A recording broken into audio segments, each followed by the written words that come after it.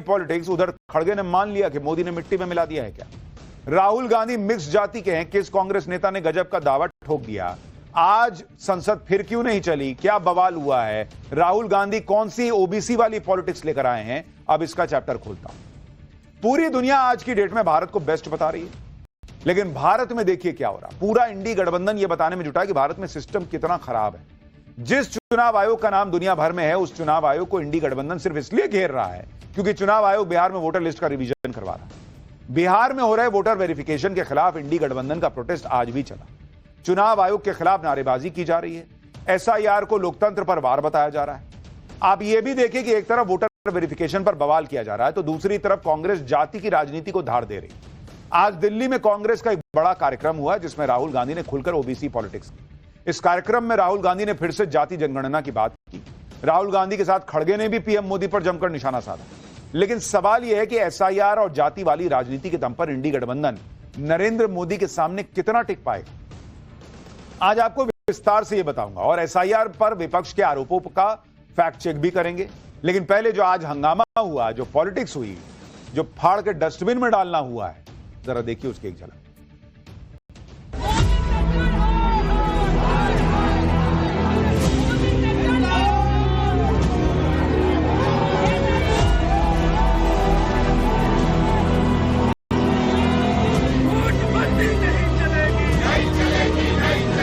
आज यहाँ शपथ लेते हैं, वैसे ही लड़ेंगे जैसे हमारे पुरखों लड़े। सिर्फ ये बिहार के लिए नहीं है, सारे देश में वो रिवीजन करें। अगर मुझे आपकी हिस्ट्री के बारे में थोड़ा सा भी ज्यादा मालूम होता, मैं तभी जाति जनगणना करा देता।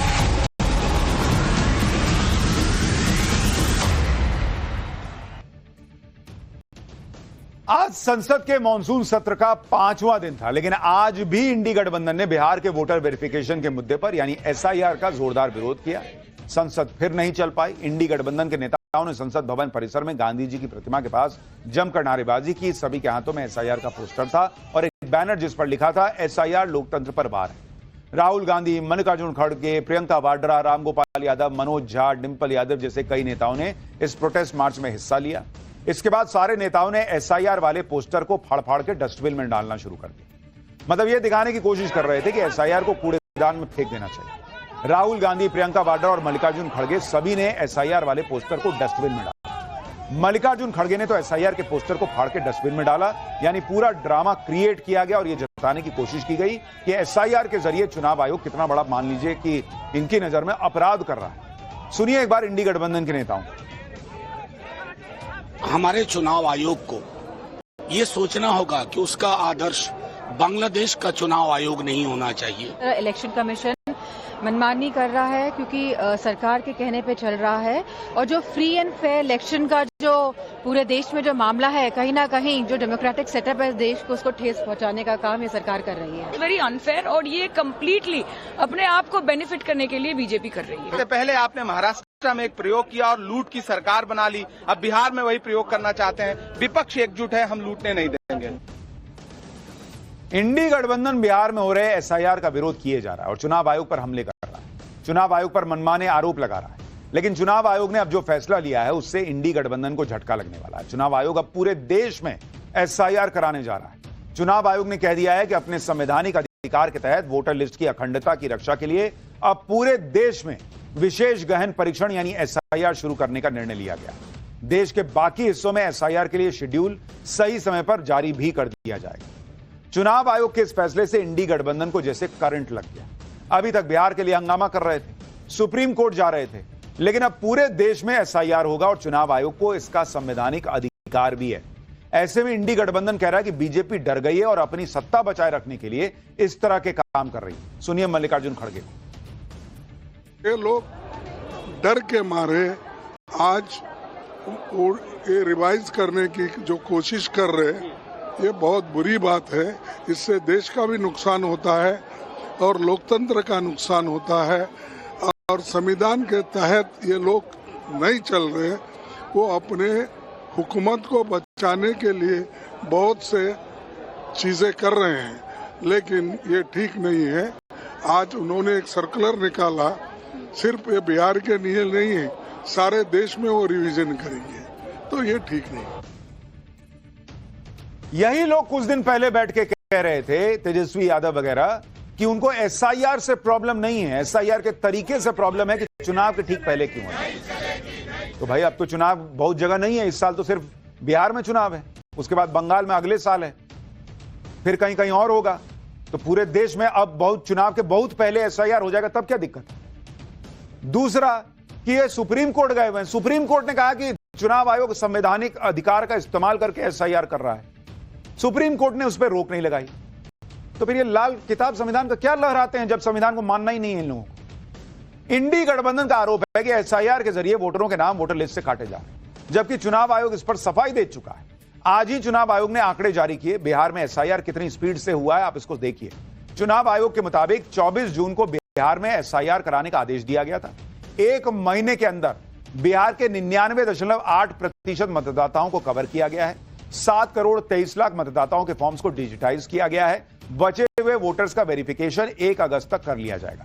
एसआईआर से पता चला है कि बिहार में 22 लाख मतदाता जीवित नहीं है।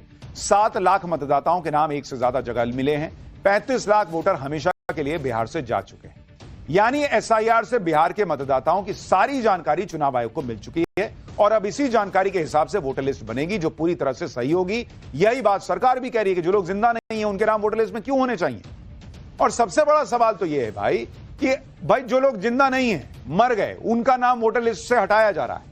या तो आप उस आदमी को खड़ा कर दीजिए कि ये जिंदा है, देखिए इसका नाम हटा दिए हैं मरे हुए में डाल के, और नहीं तो आप क्यों परेशान हो रहे हैं भाई। हो सकता है कि भाई जिसका नाम हट रहा है, जो जिंदा नहीं है, उसका भूत आके मान लीजिए वोट करता, तो हो सकता था कि भाई वो बीजेपी के लिए वोट ही नहीं करता। सुनिए केंद्रीय मंत्री ललन सिंह क्या कह रहे हैं, पहले उसको सुनिए, खैर आगे की बात बता। एसआईआर क्यों वो एसआईआर चाहते हैं? जो वोटर मर गया, जो वोटर है ही नहीं जीवित, जो वोटर परमानेंटली देश छोड़ के चला गया, वो काहे के लिए वोटर रहेगा? जो 2 जगह वोटर है, जो देश का नागरिक नहीं है, तो इसमें कौन आपको उनको, वो चाहते हैं कि उनको एक तरफा खेलने के लिए दिया जाए, ऐसा नहीं होता है। लेकिन ये विपक्ष की पॉलिटिक्स एक्सपोज होती जा रही है। अब तो लोग कहने लगे हैं कि इसका मतलब ये लोग बिहार चुनाव हार रहे हैं, ये समझ गए हैं और अभी से अपने हार की वजह जो है ना वो लोगों के सामने सेट कर दे रहे हैं कि भाई हम में कोई कमी नहीं है, वोटर वेरिफिकेशन हो गया इसलिए जो है बीजेपी जीती। कांग्रेस वोटर वेरिफिकेशन के लिए सीधे सीधे पीएम मोदी पर हमले कर रही है। कांग्रेस कह रही है कि पीएम मोदी झूठों के सरदार हैं। सुनिए मल्लिकार्जुन खड़गे कांग्रेस अध्यक्ष को। तुम सबको सता रहे हैं,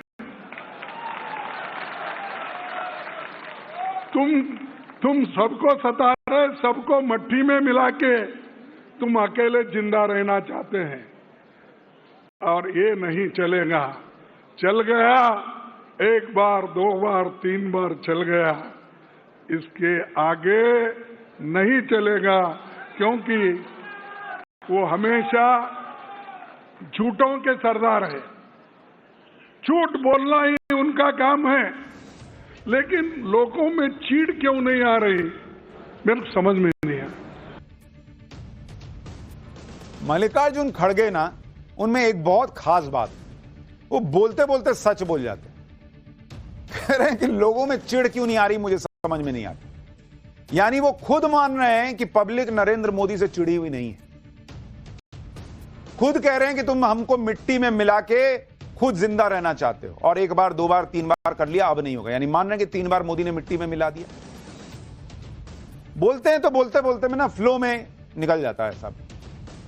यानी कांग्रेस इस बात से परेशान है कि देश की जनता पीएम मोदी के खिलाफ हो क्यों नहीं रही है, चिढ़ क्यों नहीं रही है मोदी से।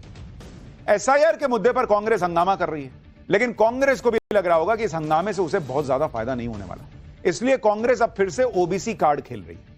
आज दिल्ली में कांग्रेस ने भागीदारी न्याय महासम्मेलन का आयोजन किया। इस महासम्मेलन में कांग्रेस के कई ओबीसी नेता मौजूद थे। राहुल गांधी, मल्लिकार्जुन खड़गे और इस कार्यक्रम में कई दूसरे नेता शामिल हुए। कार्यक्रम के दौरान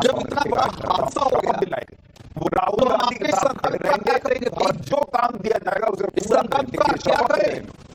राहुल गांधी लगातार जातिगत जनगणना की बात करते हैं और इसके जरिए ओबीसी समाज को समान भागीदारी देने का वादा करते हैं। आज राहुल गांधी ने जाति जनगणना को लेकर अपनी गलती भी मान ली। राहुल ने कहा कि दलितों और आदिवासियों के मुद्दे समझना आसान है, लेकिन ओबीसी की समस्या समझना मुश्किल है। राहुल ने कहा कि अगर उन्हें ओबीसी समाज के इतिहास के बारे में थोड़ा ज्यादा पता होता तो वो काफी पहले जातिगत जनगणना करवा देते। सुनिए राहुल गांधी।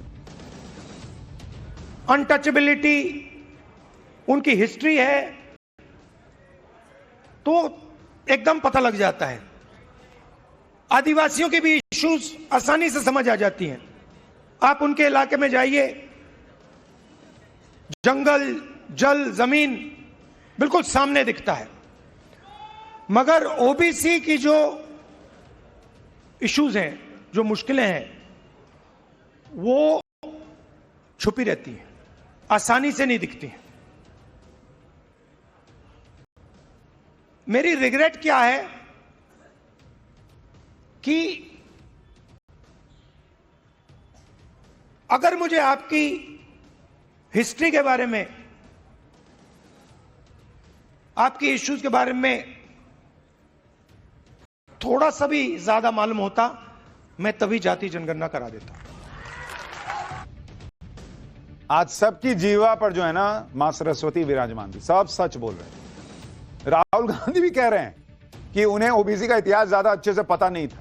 अगर पता होता तो कांग्रेस सरकार के दौर में ही कास्ट सेंसस करवा देते। बॉस, आपको नहीं पता था, बाकियों को भी नहीं पता था। आप थोड़े प्रधानमंत्री थे, जो प्रधानमंत्री थे उनको भी नहीं पता था। इतने सीनियर कांग्रेस के नेता, किसी को ओबीसी के बारे में पता ही नहीं था। और आपको मतलब ऑलमोस्ट, आप जिस तरह से कहा जाता है कि भाई रिमोट से सरकार चल रही थी, तो जो रिमोट पकड़े हुए लोग हैं उनको ही नहीं पता कि ओबीसी की समस्या क्या थी। और ये राहुल गांधी को प्रधानमंत्री बनना है, इनको 2025 में अब जाके समझ में आ रहा है कि ओबीसी की समस्या क्या है। इसी कार्यक्रम में राहुल गांधी ने खुद की पीठ भी हालांकि थपथपा ली। राहुल गांधी ने कह दिया कि दलितों, अल्पसंख्यकों और महिलाओं के मुद्दे उठाने के लिए उनको अच्छे नंबर भी मिलने चाहिए। वो जिस मुद्दे को उठा लेते हैं उससे पीछे नहीं हटते। राहुल गांधी ने कहा कि इस बारे में आप लोग यानी कांग्रेस कार्यकर्ता प्रियंका वाड्रा से पूछ सकते हैं। सुनिए एक बार वो बयान। जहां तक मैंने, चाहे वो आदिवासियों की बात हो, दलितों की बात हो, माइनॉरिटीज की बात हो, वहां पे मुझे लगता है कि मुझे अच्छे नंबर मिलने चाहिए। महिलाओं की इश्यूज पर मुझे सही नंबर मिलने चाहिए। आप मेरी बहन से पूछो,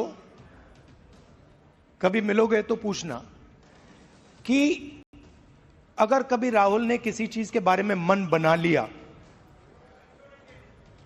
तो उस बात को वो छोड़ेगा या नहीं छोड़ेगा, वो पूछ लो उससे। मैं नहीं छोड़ने वाला। पीएम मोदी को घेरने के लिए राहुल गांधी और कांग्रेस ओबीसी वोट बैंक को कंसोलिडेट करने की कोशिश कर रहा है। और यह कोशिश आज से नहीं बल्कि लोकसभा चुनाव 2024 के पहले से कर रहा है। पीएम मोदी ने राहुल गांधी से जातिगत जनगणना वाला मुद्दा भी अब छीन लिया, तो अब राहुल गांधी ओबीसी सेंटिमेंट को भड़काने में लगे। मजे की बात यह है कि कांग्रेस के नेता और समर्थक राहुल गांधी को ओबीसी समुदाय का मसीहा बताने में लग गए। आप देखिए कि आज कांग्रेस के कार्यक्रम में डॉक्टर कांचा इलैया ने राहुल गांधी को कई जातियों का मिक्स बता दिया। डॉक्टर कांचा इलैया तेलंगाना में कास्ट सर्वे के लिए बनी एक्सपर्ट कमेटी के वाइस चेयरमैन थे। सुनिए वो क्या कह रहे राहुल गांधी किस जाति के। You know what their caste background is? Gandhi was from Banya caste. Ambedkar was from Dalit caste. Patel was from Shudra OBC caste who liberated my own state from Nizam. And Nehru was from Brahmin caste. Rahul is a mix of all castes today. He is a mix of all castes. अब ये कैसे होता है ये कांग्रेस वाले जी ही समझ सकते हैं। खैर ये सब तो चलता रहेगा। पाठशाला में अब